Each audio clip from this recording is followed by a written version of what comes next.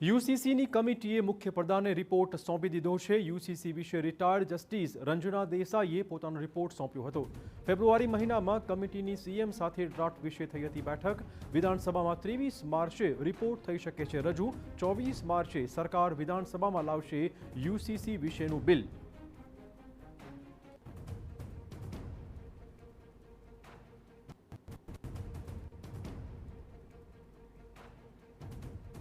તો યુસીસીના રિપોર્ટમાં લગ્ન અને છૂટાછેડા વિશે ભલામણો છે। ચોક્કસ જ્ઞાતિ કે જાતિને નુકસાન ન થાય તેનું પણ ધ્યાન રખાયું છે। લગ્નની વય મર્યાદા તમામ ધર્મો માટે એક સમાન રાખવાની ભલામણ છે। છૂટાછેડાની પ્રક્રિયા એક સમાન રાખવાની પણ ભલામણ છે।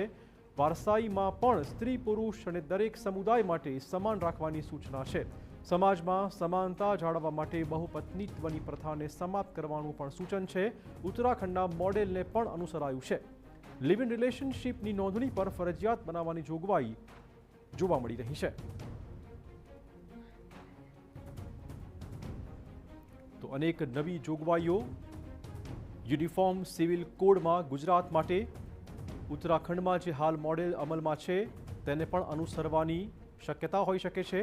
ટૂંકમાં યુસીસી એ ગુજરાત માટે પણ અતિ મહત્વપૂર્ણ સાબિત થશે, જે વિધાનસભા ગૃહમાં બિલ મૂકવામાં આવશે।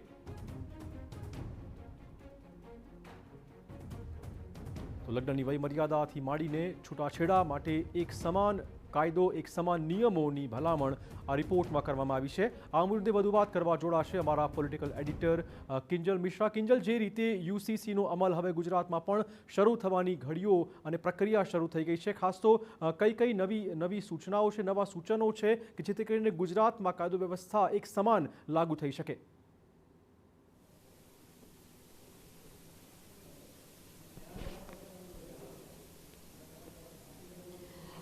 जी देखो, 4 ફેબ્રુઆરી 2025 આખી જે કવાયત છે તે ચાલી રહી છે। પહેલી વખતે 4 ફેબ્રુઆરી 2025 યુસીસીનું ગઠન થયું હતું। સુપ્રીમ કોર્ટના જે રિટાયર્ડ જસ્ટિસ છે રંજના દેસાઈ, તેમની અધ્યક્ષતામાં 5 સભ્યોની કમિટી હતી। 45 દિવસનો સમય આપવામાં આવ્યો હતો અને જે કહી શકાય કે અલગ અલગ જે સમયાંતર જે તેમનો સમયગાળો હતો એમાં 3 વખત જે ફેરફાર છે તે કરવામાં આવ્યો હતો। જ્યારે ઓગસ્ટ મહિનાની 45 દિવસના સમયમાં જેઓ 1.5 લાખ જેટલી જે રજૂઆતો હતી તે કમિટી દ્વારા સાંભળવામાં આવી હતી। અલગ અલગ જગ્યા પર કહી શકાય કે સામાજિક આગેવાનો, ધાર્મિક આગેવાનો, રાજકીય આગેવાનો સાથે અલગ અલગ ઝોનમાં ડિટેલમાં જે બેઠક હતી તે કરવામાં આવી હતી। માનવામાં આવી રહ્યું છે કે ઉત્તરાખંડે જે તર્જ ઉપર આ જે બિલ છે તેને લાગુ કર્યું છે તે જ તર્જ ઉપર ગુજરાતમાં પણ આ જે બિલ છે તે લાગુ કરવામાં આવશે।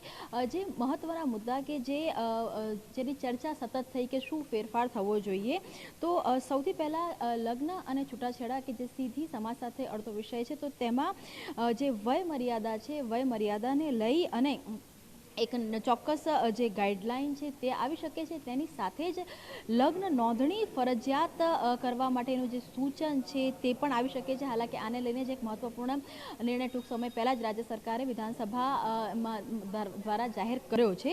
બીજો તો સૌથી મહત્વનો મુદ્દો જે જોવા મળતો હતો સમાજમાં એ વારસાઈનો હક અને મિલકત હતો। તેમાં જે સ્ત્રી પુરુષોના નિયમોની અંદર જે સમાન રાખવા માટેનું જે સૂચન છે તે હોય તે પ્રકારની પણ એક શક્યતા છે તે જોવા મળી રહી છે।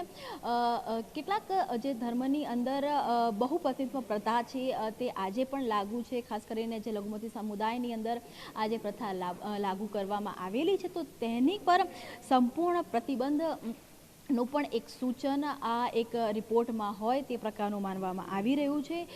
ઘણી વખતે પેટા જ્ઞાતિ અને જાતિના જે હિત માટેના કેટલાક જે કાયદા છે તે બનાવવામાં આવ્યા છે, પરંતુ ચોક્કસ કાયદા તમામ જ્ઞાતિને રહે અને કાયદાથી રક્ષણ તમામ જ્ઞાતિને મળી શકે તે પ્રકારની પણ વાત છે તે આ રિપોર્ટમાં હોય તે પ્રકારનું માનવામાં આવી રહ્યું છે। સૌથી મહત્વનું જે કે જેને લઈને સૌથી વધારે ચર્ચા થઈ હતી તે હતી લિવ ઇન રિલેશનશીપ, એટલે કે લિવ ઇન રિલેશનશીપની નોંધણી ફરજિયાત કરવાની આવશે। તે નોંધણી પોલીસ સ્ટેશનમાં પણ કરવી પડશે।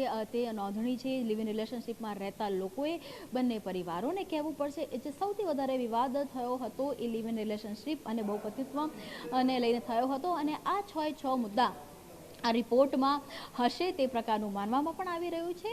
જે કમિટી દ્વારા આ જે રિપોર્ટ છે તે રજૂ કરવામાં આવ્યો છે અને માનવામાં પણ એવું આવી રહ્યું છે કે કોઈ પણ કાયદો બને તેની પહેલાં જે રિપોર્ટ છે તે વિધાનસભામાં ટેબલ કરવો જરૂરી છે અને 23 માર્ચે આ જે રિપોર્ટ છે તે વિધાનસભામાં ટેબલ થઈ શકે છે અને આજે 1:30 વાગે જ્યારે કામકાજ સલાહકાર સમિતિની બેઠક મળશે એ બેઠકની અંદર જે આ બિલ છે તે બિલને લઈને ચર્ચા કરવામાં આવશે। બિલકુલ, ધન્યવાદ તમામ જાણકારી બદલ। લગભગ 1.5 કલાકે આ મુદ્દાની એક મહત્વપૂર્ણ બેઠક છે, ત્યાર પછી વિધાનસભા ગૃહમાં આ રિપોર્ટ રજૂ કરાશે અને તે પછીના દિવસે આ બિલ પસાર કરાવાય તેવી શક્યતાઓ છે।